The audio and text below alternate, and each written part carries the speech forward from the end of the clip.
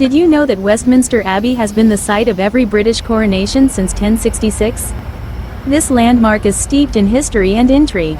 Welcome to a journey through Westminster Abbey, one of London's most fascinating tourist spots, known for its stunning architecture and rich history. Get ready to discover the captivating stories and sights this place has to offer. Many tourists overlook Westminster Abbey, not realizing its significance.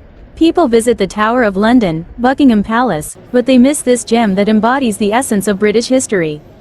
With its Gothic towers and ancient stones, the Abbey is a time capsule filled with centuries of stories, ceremonies, and notable figures. Let's step inside. You're greeted by an impressive display of Gothic architecture, full of intricate details, beautiful stained glass windows, and soaring vaults. Poets' Corner, where legends of British literature like Chaucer, Dickens, and Austen are commemorated, reminds us of the power of words. We can't forget the monuments to Newton and Darwin, who left an indelible mark on science and society. Every corner of the Abbey holds treasures of knowledge and inspiration. As you walk through, you can feel the deep respect in the air. You can almost hear the whispers of history echoing off the walls. Let's talk about the Unknown Warrior, a monument honoring all those who lost their lives during World War I. It's a moving reminder of sacrifice and courage.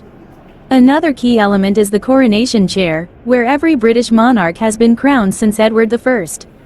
This chair is not just a piece of furniture, it's a symbol of power and tradition, steeped in centuries of history. Westminster Abbey is not just about architecture, it's a treasure trove of British history. From grand ceremonies to quiet reflections, each visit is a reminder of the past that continues to shape the present. It's a must-see destination in London. Now, what's your favorite part of Westminster Abbey?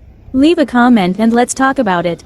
Don't forget to watch my next video, where we'll explore another London landmark. See you next time.